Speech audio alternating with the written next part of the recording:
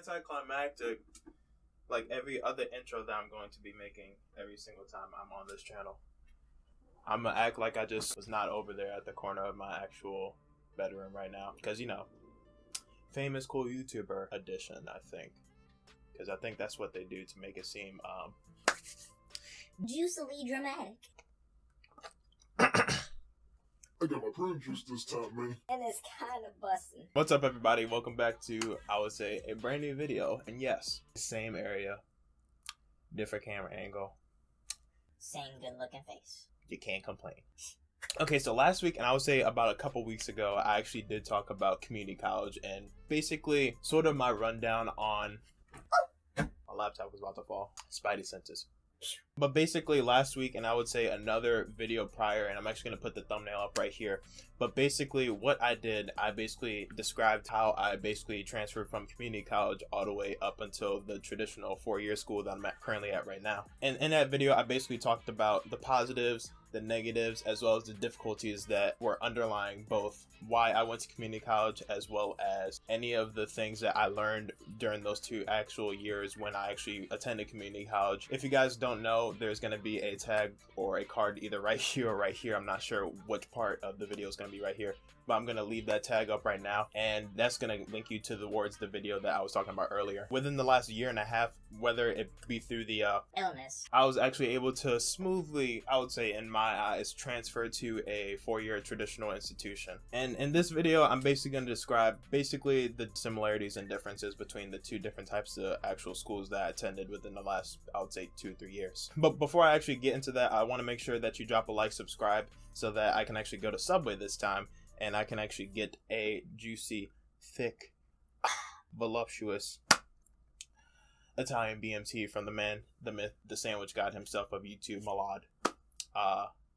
Yeah. But yeah, make sure you drop a like, and let's get right into the video. So basically, I'm going to talk about a few similarities as well as differences between both community college as well as traditional institutions. I'm basically going to break down the similarities, the differences, as well as my personal preference on basically the 2 different types of institutions where you can get a further education. So basically, starting off easy is basically the similarities between the 2. The main reason that I actually was able to go to both schools is for the basic reason that I would say many undergrads go to either traditional school, and that's mainly because they might want to get a better education. I personally feel the basic similarity for anybody that's an undergraduate or even a postgraduate, the basic similarity between each and every single person that either goes to a 4-year institution or even a community college or even goes to trade school, the main reason why they want to do that is so that they can get a high paying job, or they want to further their education further than either middle school or even high school. And yeah, I'm not the dumbest person on the planet. I know there are plenty of people that drop out of middle school, they drop out of high school, they even drop out of college or even trade school possibly. But yeah, I know there are some stigmas of people that did drop out, as well as other people that also became very successful in their sort of fields. Many other well-established, well-known CEOs and founders of big corporations were actually huge examples of people that did either drop out of college or didn't even finish high school for that matter. The main driving force for this similarity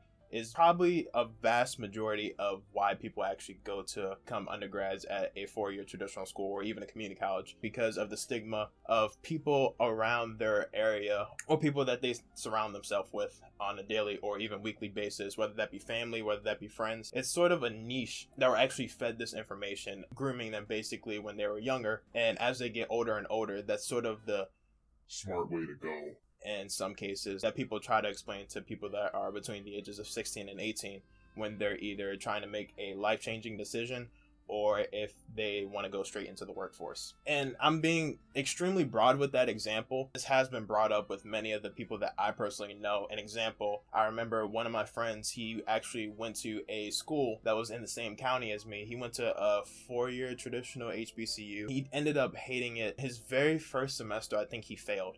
And literally the next year he went to trade school, and from trade school he was actually, I think it was between 8 to 10 months of the actual trade that he did, and it literally cost him between $10,000 to $15,000 for both trade, the training, as well as all the books and all the information that he needed in order to finish his trade school. And basically within that span of time, he was able to land a job within 3 to 4 months.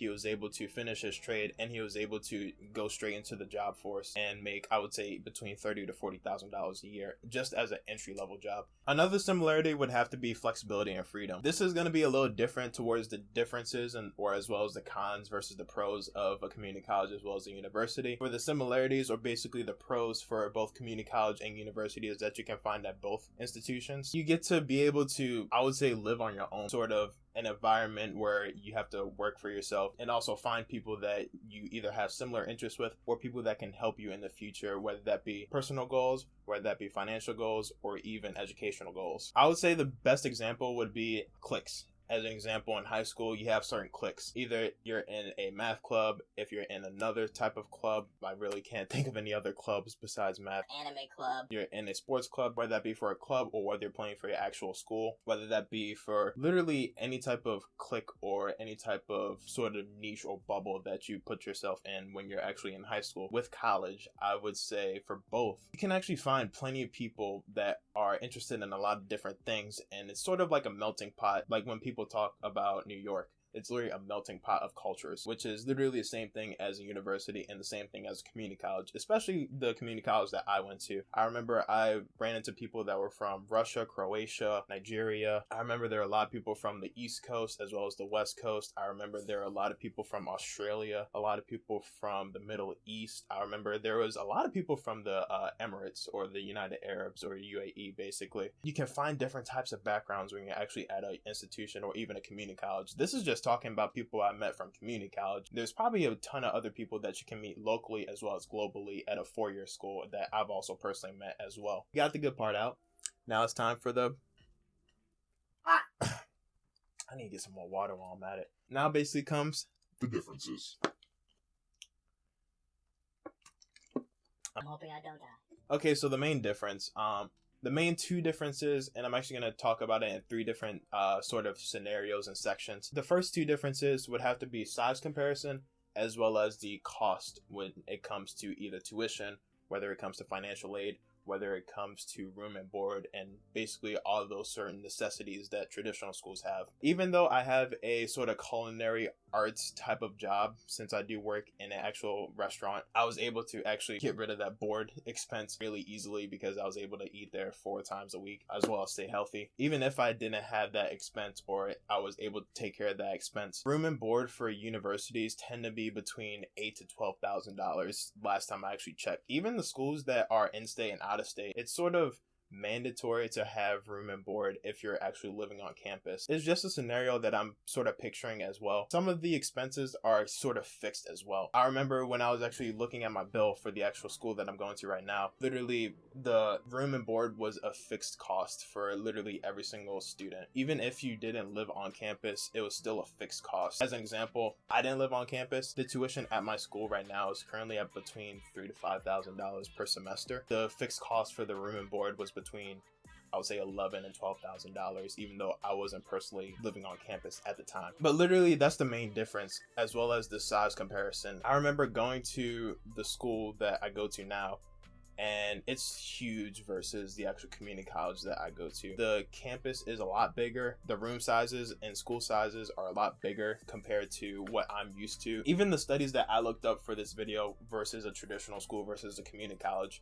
For a traditional school, it's between 27 to even 35 average people for a school that's between, I would say, 10 to 30,000 students, versus a community college. It was 12 versus 1 in a community college, literally 12 students. And even the most people that I actually had at a single portion of time was probably even 20 students in a single given class at a certain semester during the year, versus now it's between 25 to even 35 people in each and every single one of my classes that I attend every single week. Those are basically the main two disadvantages, or I would say the two cons. This is sort of getting into my personal fix as well of the actual video. This is sort of the section towards my personal lens, my sort of experience towards basically transitioning to a traditional school and being at community college. Personally, I believe community college was probably, I wouldn't say I got FOMO from it, because I personally don't get FOMO. I remember I used to have FOMO like crazy when I was either 17 or 18, when I was actually a freshman. But now that I actually see it as being a junior, and actually right now I'm classified as a senior in college right now,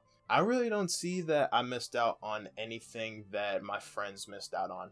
I remember that was a huge driving force as to why I applied to so many schools. The very first roundabout of people going and applying when they're either juniors or seniors in high school. But now that I think about it, I really don't see that big of an issue when it comes to FOMO. I would say the sports were a huge deal for people that went to big four-year schools versus community college, where it's a lot more local and you really don't hear about it unless you're actually either an athlete or if you're either a coach or an athletic director. Besides that, I would say I really got the same experience. I would say I was actually able to travel literally up and down the East Coast, literally from my community college. Could I get that at my four-year school? Yes.